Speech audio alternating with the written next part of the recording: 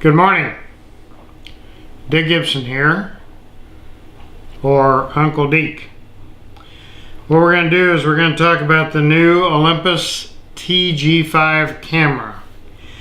And it's not going to be an unboxing, I just want to show you what bits are in the box. Okay? First I want to thank Mosaic Underwater Camera for supplying this so we can do this review. Brand new camera. And I think what's unusual is that I bought my TG4 1 year ago today, and now I have the TG5. It's a year later.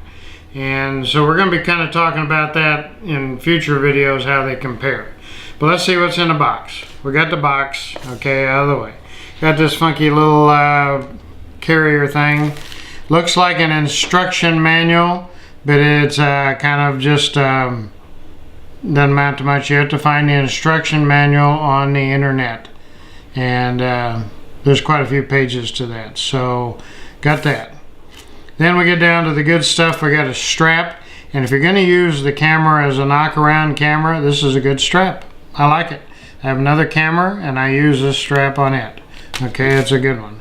Then we got the charging cord, which you can charge from your computer or plug it into the wall. Works really good. Okay. Then we got this little piece right here. Now I'll show you what this does. You push this button and this ring pops out. Now there's several things that can plug into this bayonet mount, and what happens here now is that screws on, and there's a little tiny gasket, rubber gasket right here, and that rubber gasket seals against the glass in the TG058 or PT058 housing. And we'll talk about that in another video. So this piece seals against the housing. I'm going to leave it on there because this is intended for underwater use, and that's how we're going to use it. So we'll set that aside. Okay. Then of course you have the battery, and the battery fits into here. Now there are O-ring, or kind of not O-ring seals, but rubber seals around all of these. There's only two places that open up in the camera, and that rubber, I would put a tiny bit of O-ring grease around that and make sure you service it when you open it up, if you use this strictly as an underwater camera by itself. It says it's good for 30 meters. Okay, you can do that if you want. I'd rather put it in the housing. It does not come with a SD card, so you must order one. So if you're going to buy this camera, make sure you order the card at the same time. And you have to use a Class 3U card. And that means this little tiny U right here with a 3 in it. And I got a 64.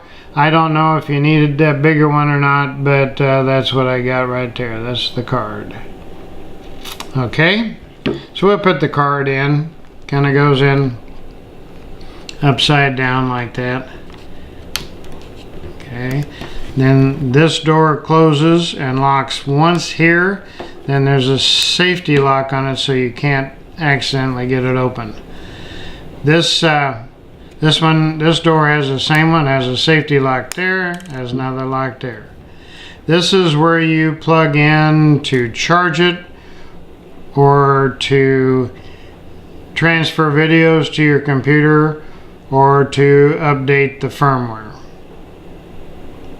So that's what that's for. Got another seal around here. Again, it'd be good to put just that tiniest bit of O-ring grease around that just to be safe if you use this underwater without any kind of a housing on it. Now what's the difference between the TG4 and TG5? It's slightly taller and slightly wider, and consequently won't fit in the same housing as the TG4, so it has to have its own new housing. Okay, it has a place here where you can turn on the GPS locator, and what that does is it marks your pictures with the GPS location if you want. Now when that's on, it uses quite a bit of battery, so they warn you You can turn it on for a little bit and turn it back off to save battery. Then the zoom is in a different place. It's on the right here. Then there's a knob here that's real handy, that is additional, is different from the TG4. And then the controls have different settings on them, but the rest of it's kind of the same. All of this part and this part right here are the same as last year's camera. The main difference in this camera is it has a new old processor. It has a processor that they use in their larger SLR cameras. And it also does 4K, which is really cool. 4K, and I think there's another notch beyond that. It's supposed to have better video. What I found out, the video is a little sharper and crisper. The only thing I don't like about the video is the auto focus on video is pretty slow. So you're gonna have to be ready if you use it on video, be ready to edit out some of the blurriness from the slow focus part of it. Really handy. I've taken a lot of pictures. I've taken a lot of pictures with it so far, and they're quite remarkable. I think it is a great step beyond the TG4. This is the new TG5.